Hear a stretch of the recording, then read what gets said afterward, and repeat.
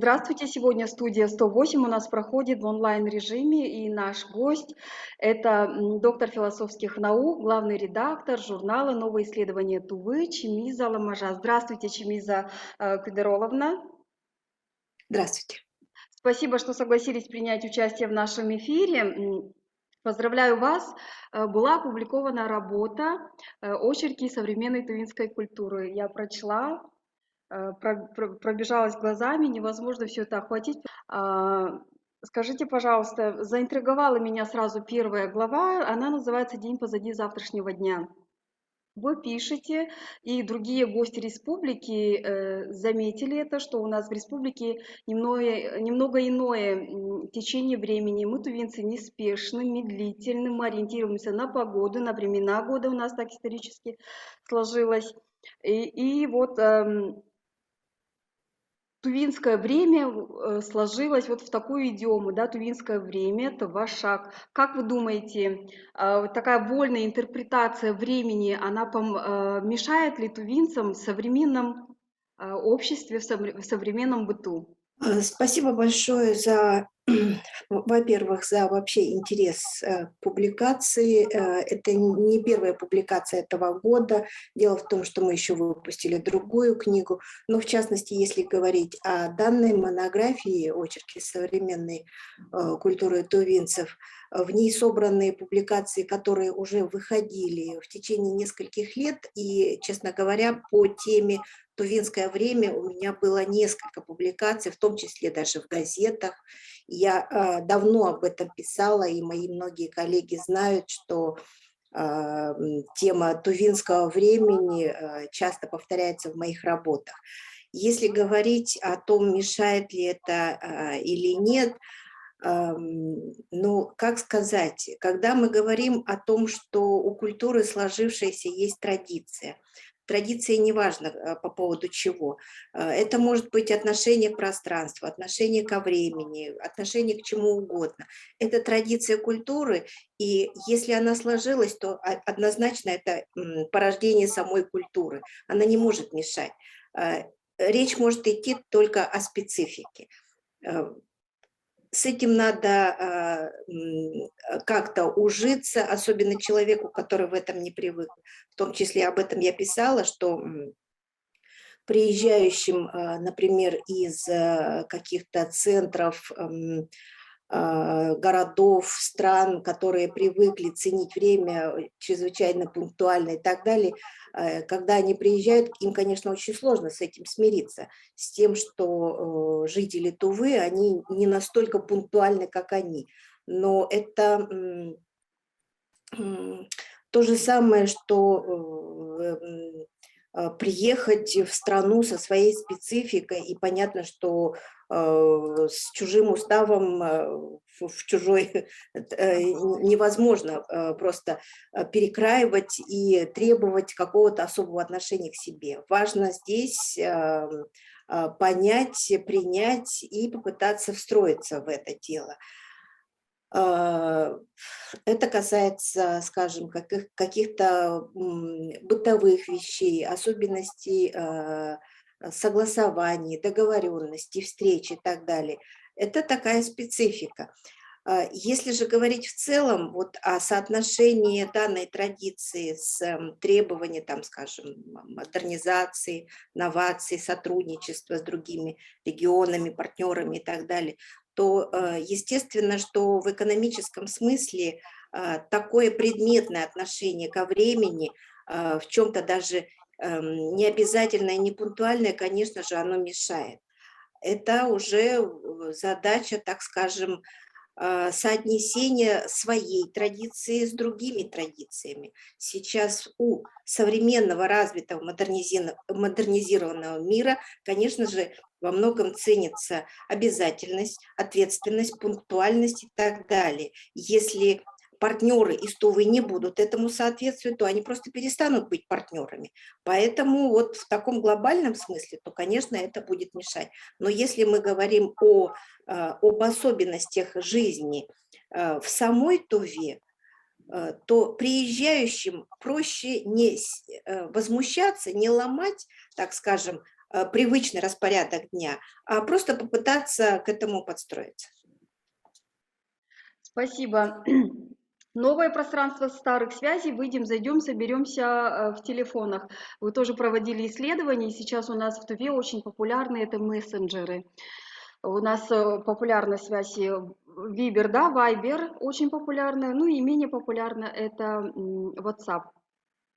И вы правильно заметили, что мы чаще собираемся в группах. Төрелдер– это родственники, или Нафтөрелдер по-разному, да, название групп. И Viber в этом отношении, мессенджеры нам очень помогают сплачиваться. Даже те родственники, которые утеряли некую такую связь, родственную связь, они через мессенджеры все равно общаются, рассылают приглашения, рассказывают, как они провели день, поздравляют друг друга с национальными праздниками, с днями рождения. Вот в современной культуре тувинцев вот такие мессенджеры, мне кажется, мое личное мнение, они очень упрощают связь и позволяют нам не прерывать наши родственные связи. Да, вы правы, собственно, об этом я и пишу, и это наблюдение у меня возникло с моего личного случая, примера, поскольку я живу, работаю в Москве, но тем не менее я не теряю ни деловых, ни личных, ни родственных связей с ам, жителями Тувы. Много лет, 20 лет я занимаюсь изучением Тувы, периодически приезжая. Ну, понятно, что приезжая, как бы я общаюсь уже с большей интенсивностью, плотностью, выезжая, я меньше общаюсь, узнаю косвенно, прямо косвенно новости и так далее. И, конечно, если сравнивать ситуации 20 лет назад, когда нам, например, необходимо было для того, чтобы пообщаться с родственниками, тогда даже не было мобильных телефонов, брать талончики, идти на почту, ждать звонка, договариваться об этом специальными телеграммами. Это была одна ситуация. Другая ситуация, когда появились мобильные телефоны, и когда мы с ним получили возможность общаться где бы то ни было, но опять же только один на один с кем-то, вот с кем мы разговариваем. Когда же появились уже мессенджеры, в которых можно было бы встречаться, общаться сразу нескольким людям, то понятно, что это тоже изменило наш характер общения. Причем мы ведь тоже не первооткрыватели такого способа общения. Это наш опыт. Вот то, что я говорю, этот путь 20 лет назад и так далее. Дело в том, что в другом мире, в остальном мире, там, скажем, технологически более развитом, в Японии такая ситуация началась в 2000 году, то есть мы на 20 лет опаздываем.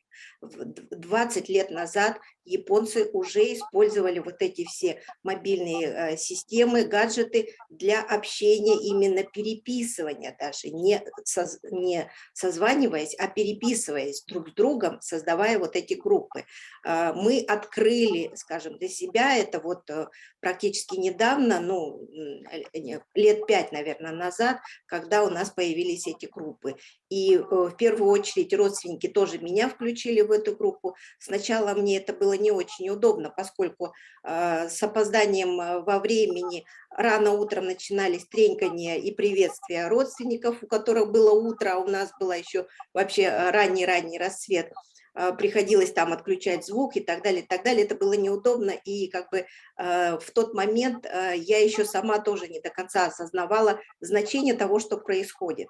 Буквально год-два назад, когда я поняла, что на самом деле такой характер общения приобрел вот всеобщий такой групповой характер, то я поняла, что это интереснейшее явление. На самом деле оно стало практически всетувинским.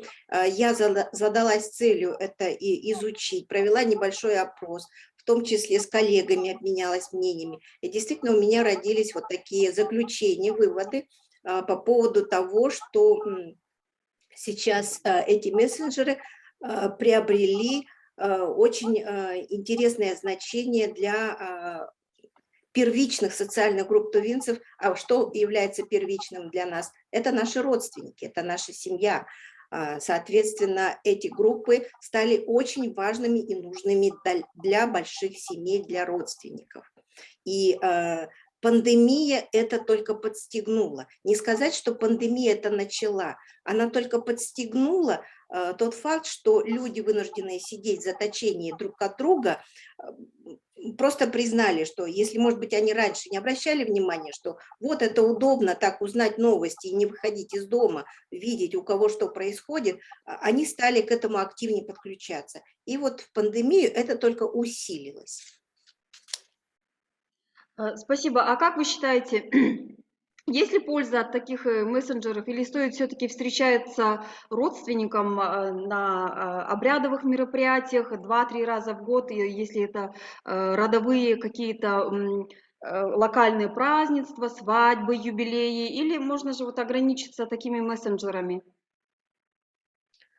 Я бы не стала говорить об этом явлении с точки зрения, вот, скажем, оценки, там, осуждения и какого-то навешивания ярлыка, что это вредно и бесполезно. На самом деле, как я уже писала в своей работе, это тоже одно из новых пространств, на которых разворачиваются наши связи, наша коммуникация.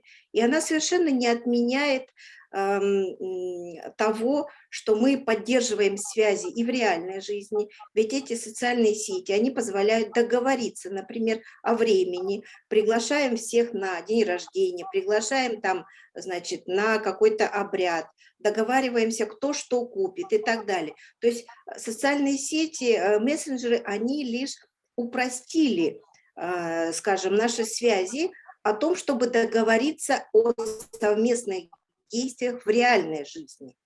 Если бы для этого раньше бы потребовались звонки, больше какие-то большее количество физических действий, то сейчас для этого достаточно в одну группу сделать веерную рассылку, и все об этом знают. Те, кто живут за пределами республики, они имеют возможность каждый день видеть, что происходит у родственников.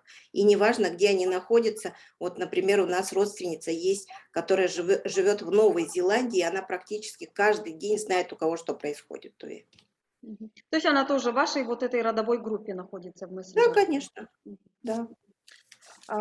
Еще один у меня вот вопрос. В Туве мирно соседствуют шаманизм и буддизм. Для нас почти в каждом доме я наблюдаю, что есть некий буддийский алтарь, где расставлены фигурки буддийских божеств, где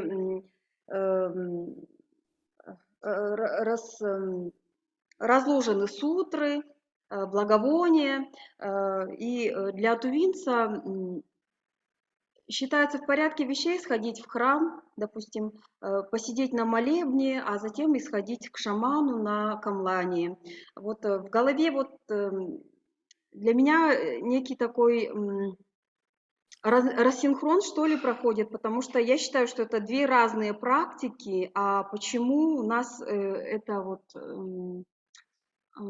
популярно и сходить и к шаману, и к ламам сходить на прием. Спасибо за вопрос. Не скажу, что я специалист в данной теме, поскольку у нас есть известные религоведы, которые занимались, изучали тему религиозного синкретизма. Я имею в виду Ольгу Матпаевну Хомушко, ректора Тувинского госуниверситета, Марину Васильевну Мангуш, одного из главных религоведов республики. Это, скажем, тоже особенность культуры, в которых произошло соединение, мирное существование, которое специалистами называется синкретизм, когда две религии, не противоречащие друг другу в основных положениях, начинают сосуществовать, начинают взаимно даже обогащаться друг у друга.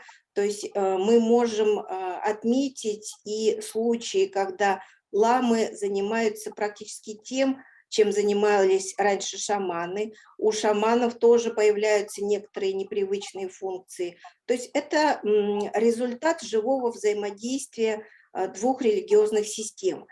И поскольку для, скажем, тувинцев, для обычных прихожан, тех, кто не задается такими, скажем, вопросами, почему эта религия такая, почему сякая, и почему я смотрю туда, смотрю сюда, для обычных, скажем, людей нет никакого противоречия обращаться и к ламам, и шаманам, потому что они знают, что это их и духовные наставники, и учителя, и люди, которые являются для них проводниками и в мир духов, и для общения с учителями, наставниками. То есть здесь никакого противоречия нету, и именно это и есть тоже один из как бы полей вот этого взаимодействия двух религий, когда люди не делают глобальных различий и не говорят, вот я только буддист, и к шаманам не буду обращаться. И нет чрезвычайно мало таких людей, которые говорят, я шаманист, и мне ламы, и вот эти церкви, они совершенно мне чужды. Нет, люди как раз могут и обращаться и туда, и сюда, и вот в этом и особенность вот этого синкретизма религий. Спасибо. А после распада СССР шаманизм и буддизм в республике, ну, в СССР, да, в стране были реабилитированы. А откуда наши шаманы набирали знания, если все практически их родственники, их предки в советское время были истреблены, они попали под репрессию? Откуда они черпали знания? И сейчас можно ли Спасибо. утверждать, что их знания перешли к ним от их родственников? Ну, я о чем говорю, что они же были истреблены. Откуда они все-таки... Можно ли утверждать, что это знание из первых рук от их родственников? Спасибо большое за вопрос. Я как-то недавно тоже читала в одной работе вопрос, которым задавался исследователь. Откуда берутся шаманы? Тоже был такой интересный вопрос, поскольку, скажем, количество шаманов действительно стало гораздо больше, появились и общества, и сообщества, которые ведут и практики, и приемы, и так далее, и так далее. Здесь необходимо понимать, что заключение о том, что буквально все там были истреблены, скорее это результат того информационного воздействия, в которое вводила официальная идеология. Когда официальная идеология говорила, отчитывалась, что мы всех истребили, мы всех уничтожили, все репрессированы, все физически там, значит, уничтожены. Тем не менее, если же брать действительную социальную реальность и вообще нашу историю, то много-много шаманов, они и жили, и прятались. То есть были люди, которые сменили род деятельности, которые не практиковали официально. И вот сейчас, когда мы обращаемся к людям старшего поколения, я имею в виду лабораторию этнологии и лингвокультурологии Тувинского госуниверситета, которая сейчас занимается изучением современной тувинской культуры, в том числе мы проводим интервью, опросы с тувинцами разных поколений. И особенно в интервью с тувинцами старших поколений очень интересно для нас их воспоминания. В этих воспоминаниях очень много на самом деле сохранившегося. Люди говорят, я помню, мои родители проводили этот обряд, но они проводили в темноте. Я помню, когда был ребенком шамана, я помню звук бубна, я помню костер. Я помню, что вот у меня, например, сестра была, которая явно обладала шаманскими способностями, но родители запретили это все всем рассказывать, никто к ней не подходил, и мы всячески это прятали. То есть вот этих моментов, когда люди прятали и шаман, и практики, и знания было достаточно много. И я так полагаю, что очень многие современные шаманы, не все, конечно же, а очень многие современные шаманы, они провозглашали себя шаманами в силу как раз того, что они тайно, может быть, где-то у кого-то обучились, сохранили какие-то воспоминания, и уже сейчас, вот уже постсоветское время, получили возможность открыто уже признаться. Да, мы люди с необычными способностями. Да, мы практикующие, мы вот люди камлающие. Мгм. Хорошо, спасибо. Вы проводили еще обширные исследования в области проведения свадеб, тувинских свадеб. Свадьбы, это одна из главных, один из главных праздников в жизни тувинского человека. То есть к свадьбе готовятся, это готовится целый род, распределяются обязанности, кто сколько подготовит ужа, да, курдюка для сватьев. Заранее выбирают дату и время проведения. Это, как правило, большие такие свадьбы на 150, на 200 человек. Но вместе с тем я наблюдаю, что в последнее время взрослые люди, ну, среди молодежи я такого не заметила, взрослые люди 30-35 плюс, э, проводят свадьбы в европейском стиле. Это когда созываются гости в уютное кафе на 15-20 персон. Вот такая европеизация, она будет в дальнейшем популярна, или все-таки тувинские традиционные свадьбы, они так или иначе будут у нас? Спасибо за вопрос. Я не скажу, что мы проводили обширное исследование, но у нас есть ряд наблюдений действительно с коллегами. И в эти наблюдения входит вот констатация тех изменений, трансформаций свадебной обрядности, которые можно вот отследить вот с самых традиционных форм. Если в традиционных формах это действительно был чрезвычайно важный обряд, важный не только и не столько даже для молодоженов, вот, юношей и девушки, а для двух целых родов. Эта обрядность, она действительно символизировала, увенчивала установление родственных связей между родами. Затем в дальнейшем, в 20 веке произошла существенная трансформация этой обрядности, когда люди в условиях уже падения значимости рода, родовой общины, под влиянием идеологии, люди старались заключать браки уже в первую очередь, скажем так, не для родов, а для себя и представляя себя как новую ячейку общества для государства.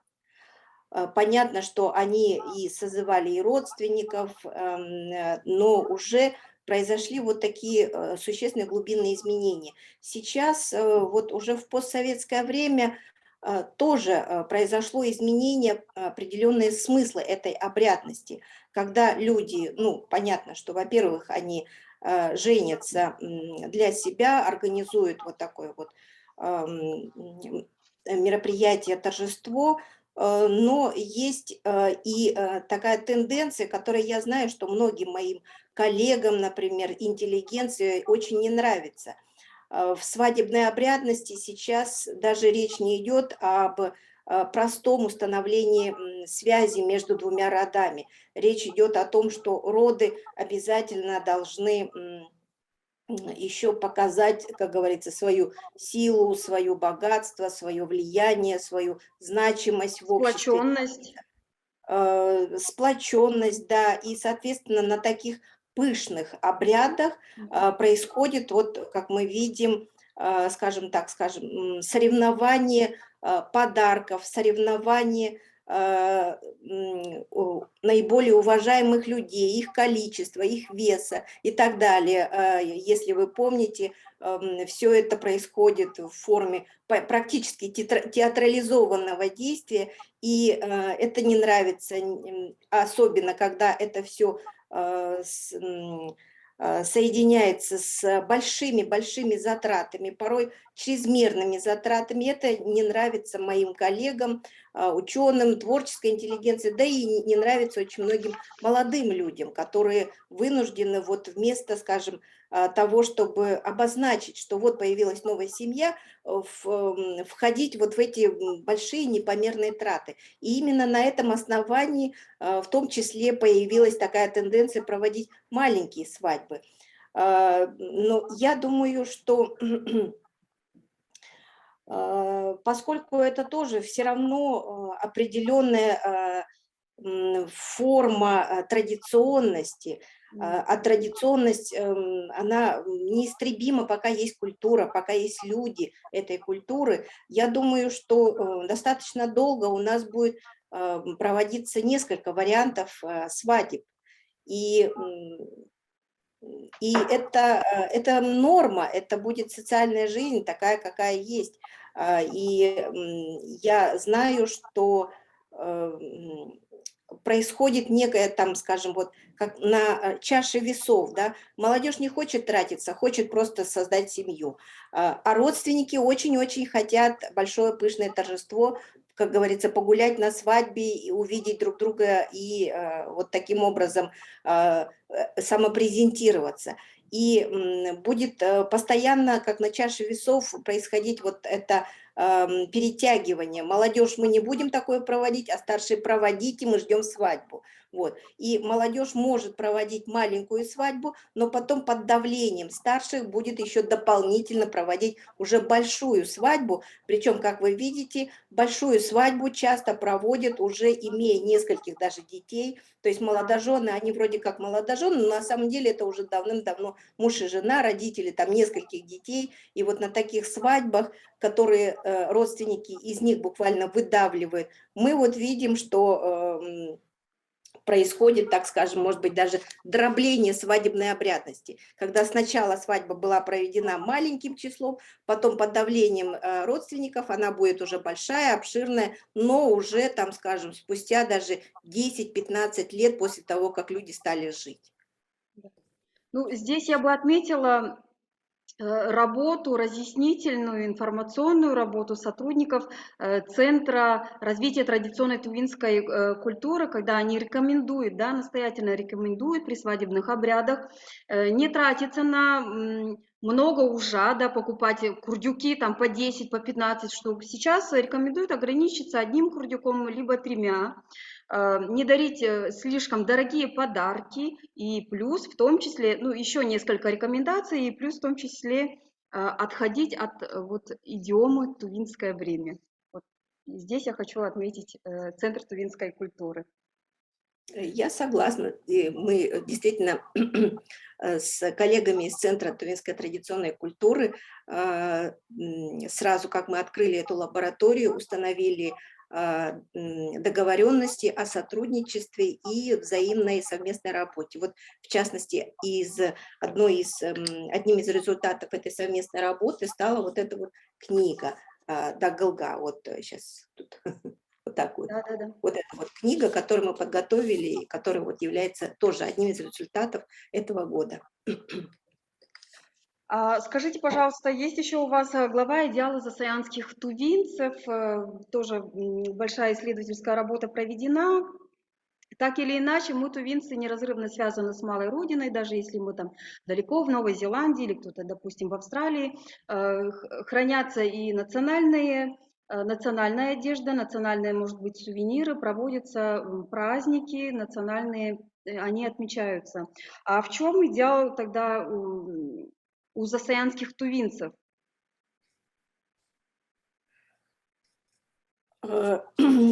Спасибо за вопрос. Но я так полагаю, что это тоже наша современная реальность. Если раньше Тува, вообще наш Тувинский регион отмечался только входящий, так скажем, входящим потоком трудовых резервов, то есть в Туву очень многие приезжали работать, да, из разных регионов Советского Союза, а тувинцы не были склонны куда-то выезжать, потому что их родина, это дом, это родственники, то вот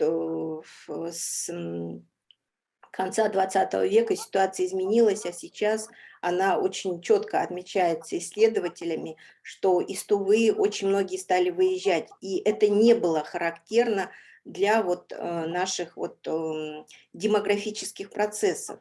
На рубеже 20-21 века это имело, так скажем, ну, характер, может быть, ручейка, можно так сказать, да. Сейчас это можно даже назвать определенным ручьем иммиграции, когда выезжают не только люди, которые после учебы остались где-то, но и люди, которые вот буквально работали, занимались определенной деятельностью, имеют и семьи, и, казалось бы, им нет никакого резона срываться, но тем не менее мы сейчас прекрасно знаем, что особенно в сфере здравоохранения происходит вот действительно такой поток, когда уже сложившиеся кадры, врачи и медсестры, медицинский персонал всех уровней практически выезжает в другие регионы, в частности, Дальнего Востока, где условия и зарплата больше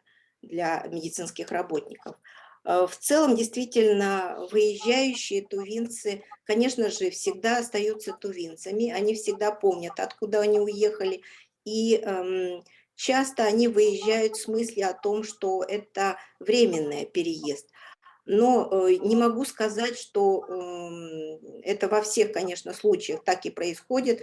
Есть наши земляки, которые уехали и уже поняли, что останутся в этом месте, будут там жить и работать, и растить детей. Но идентичность тувинцев сохраняется, и я так полагаю, что если раньше в общественном дискурсе часто говорили о тех, кто уехал, даже с позиции какой-то оценки и называли их предателями, а я помню и такие времена тоже, сейчас нет никакого смысла навешивать ярлыки, и надо думать о том, чтобы правительство, скажем, региона призадумалось о том, что есть тувинцы за пределами Тувы, которых надо рассматривать как определенный ресурс развития Тувы. Их надо привлекать, их надо приглашать, их услугами надо пользоваться. Тем не менее, учитывая особенно то, что выезжающие за пределы Тувы, получая и образование, и кругозор, и бесценный опыт работы в самых разных учреждениях, они очень многие высказываются за то, чтобы каким-то образом помочь республике. То есть у них есть идеи, у них есть желание помогать, но они не видят тоже необходимости, потребности в их силах, а они бы могли это сделать. А каким образом тувинцев, да, уехавших за Саяны, можно собрать? Вы имеете в виду какую-то ассоциацию создать или их конкретно пригласить на работу на ту или иную должность? Вы имеете в виду? Вот прям какие конкретные шаги должно сделать наше тувинское правительство? Вариантов привлечения и сотрудничества, я думаю, что много. В том числе, разумеется, если люди уехали, если они имеют крепкие позиции у себя там, то нет никакой необходимости, скажем, их отрывать оттуда и приглашать в Туву. Нет, я говорю о том, чтобы с тувинцами, которые достигли определенных результатов, успехов, имеют возможности и ресурсы помогать, заключать самого разного рода соглашения, людей, которые могут к себе приглашать, помогать со стажировками, с учебами, просить делать это для молодых тувинцев, людей, которые могут быть интеллектуальным ресурсом, приглашать на консультирование для образовательных, научных, культурных учреждений. И тоже для этого совершенно не обязательно их отрывать от основного места деятельности, от основного места проживания. Вот сейчас вот то, что происходит в данный момент, между нами происходит взаимодействие. Вы находитесь в Кызыле, я нахожусь в Москве, но мы, тем не менее, обмениваемся взглядами, словами, вопросами, ответами. Между нами происходит коммуникация. Вот то же самое использовать современные технологии для такого же консультирования. И как вы понимаете, что он значительно экономит ресурсы, силы, время, финансы, особенно если сравнить, что, например, вы бы захотели поговорить со мной тет-а-тет в реальной жизни, то это бы пришлось организовывать в виде командировки и так далее, и так далее. Но мы назначили время, мы проговорили, и вот в точно таком же режиме, например, строится работа нашей лаборатории Тувинского госуниверситета, когда мы во многом обсуждаем рабочие наши вопросы вот в Zoom-совещаниях. И у нас работа идет, и идет очень эффективно.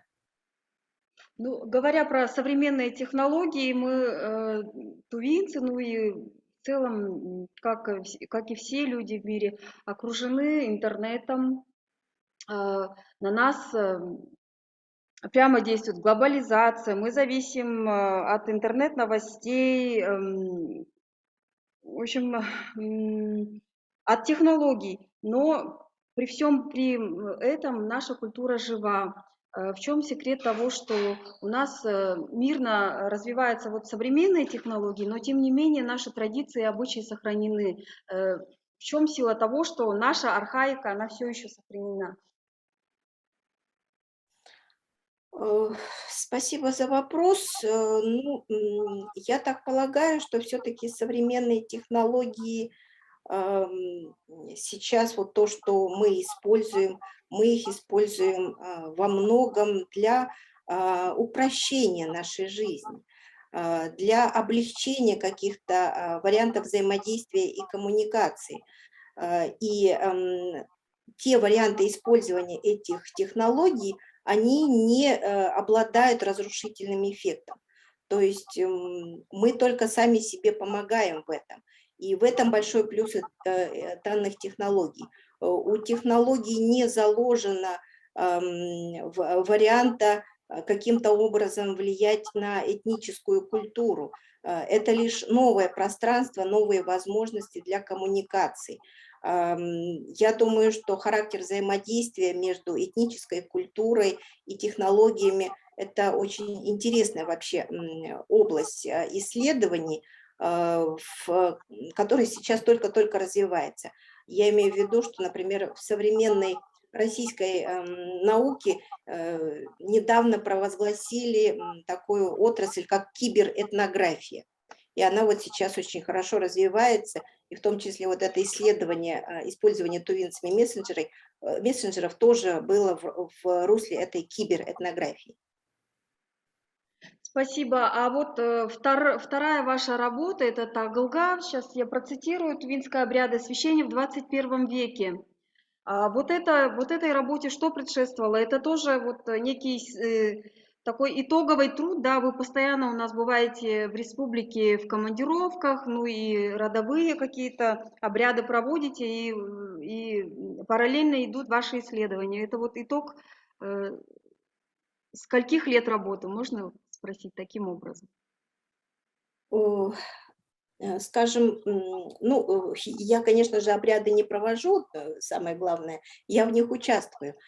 Дело в том, что с чего началась идея этой книги, в 2019 году тоже, когда я летом была вместе с родственниками в Туве, и мы поехали на родовой обряд, это Галга наших родственников в Тесхемском районе, там живут мои родственники по линии моей мамы, и вот там мы собрались, поучаствовали, посмотрели, и я понимаю, что всегда вот я могу что-то увидеть интересное, я всегда стараюсь быть еще и наблюдателем. И вот после уже этого обряда я сделала описание, то есть с чего началось, как проводилось, кто участвовал, что там было и так далее. И это описание я по подготовила и сопроводила своим анализом литературы вообще того, какой это обряд сегодня, почему так происходит, кто, что это, праздник или просто обряд, или освящение. То есть попытавшись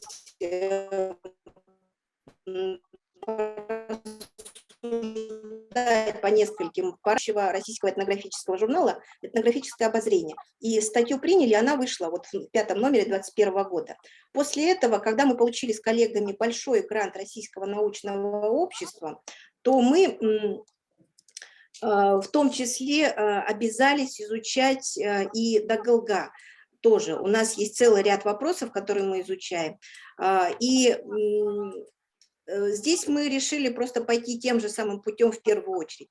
То есть каждый из сотрудников лаборатории принял участие в родовом Дагылга у себя, сделал описание, причем описание и на русском языке, и на тувинском языке. И вот эти описания, у нас получилось 11 обрядов, которые мы описали, начиная с того самого 2019 года, а все остальные уже обряды 2020-2021 года больше всего, вот, которые проводились этим летом. То есть люди специально выезжали именно для того, чтобы описать.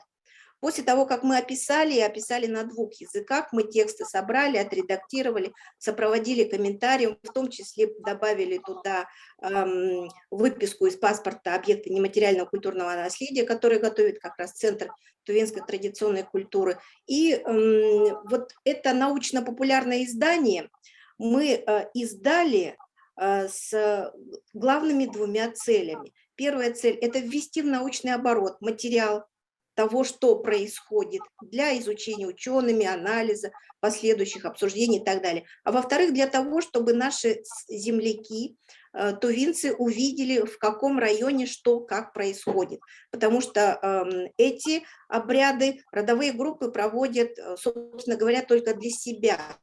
Это вот мероприятия, которые имеют практически полузакрытый характер. Информация о них известна только самим членам рода, и поэтому в общественном дискурсе вот про Дагылга так много не говорят, как про Шага. Шага, ладно, вот начинается Шага, и вот все об этом пишут, о том, как проводить, как надо и так далее. А вот про Дагылга я, скорее всего, больше видела вопросов, чем ответов. То есть люди сами себя спрашивают, журналисты спрашивают, что такое Дагылга, как оно проводится и так далее, и так далее. И вот мы для того, чтобы дальше пробудить этот общественный интерес к этому обряду, мы выпустили эту книгу. В нем 11 описаний. И сейчас, как мы видим, уже пошел отклик на эту книгу. Когда книга вышла, мы видим, что люди начинают обсуждать, и в том числе люди, скажем, которые считают себя знатоками традиционной культуры, они обсуждают и говорят, что вот тут вот написано, они так проводят, может быть, неправильно. Здесь это не совсем так или совсем не так. То есть начинается обсуждение. Это, с одной стороны, очень интересно и показательно для нас, как исследователей. Нашей задачей не было показать, как надо, мы показали, как есть. И сейчас мы изучаем, как люди сами обсуждают это. А откуда появились вот эти обычаи проведения обрядов освящения Дагылга? Они должны быть разные или все-таки ученые предлагают разработать некие общие правила? Они должны быть или они должны различаться по родам? Все-таки, мне кажется, разнообразие здесь, наоборот, характеризует, что она тувинская культура, тувинские традиции, они различаются по родам, по укажунам, по районам. Я еще раз подчеркну, что нашей задачей не было говорить, как надо делать. Это не наша задача. Мы исследователи, мы не, скажем, мы не шаманы, мы не ламы, мы не те, которые говорят людям, вот сложите костер так, сложите руки так, сядьте так и так далее. Мы тоже члены этого общества, мы члены родовых сообществ, и мы тоже там, скажем, жены, невестки, там, дочери и так далее, и так далее. И мы в этом деле участвуем, как обычные участники. Но мы при этом наблюдаем, и мы наблюдаем действительно большое разнообразие вариантов проведения этого обряда. Если вы внимательно прочитаете 11 описаний, вы увидите, что практически все 11, они все разные. Есть, конечно же, общие какие-то элементы, то есть это моление, это, понятно, место, это, значит, костер, почитание старших, речи, благословения и так далее. Но вариаций очень много, и как раз это и есть живая форма культуры. И культура, она и будет разнообразной. Здесь невозможно какие-то шаблоны, здесь невозможно говорить, что должен быть какой-то там, скажем, стандарт, что должен быть какой-то образец, и все должны этого придерживаться. Нет, совершенно этого не надо делать. Наша задача понять, что культура жива, и она нашла свое новое выражение. И как сегодня восстановлены были сведения о проведении этих обрядов, опять же мы выяснили, что эти реконструкции происходят по воспоминаниям людей о том, как проводили их старшие родители, причем во времена, когда это было запрещено. Люди вспоминают, как это проводилось. Если не вспоминают, то обращаются к шаманам. Шаманы обладают большими знаниями о том, как надо проводить. Они дают им указания. То есть здесь вариантов очень много. И вот я приглашаю всех поизучать эту книгу. Тираж мы делали достаточно большой, но он весь пошел под раздачу, в том числе для научных и учреждений и библиотек республики. Но полный макет, он есть на сайте лаборатории, можно его скачать и прочитать.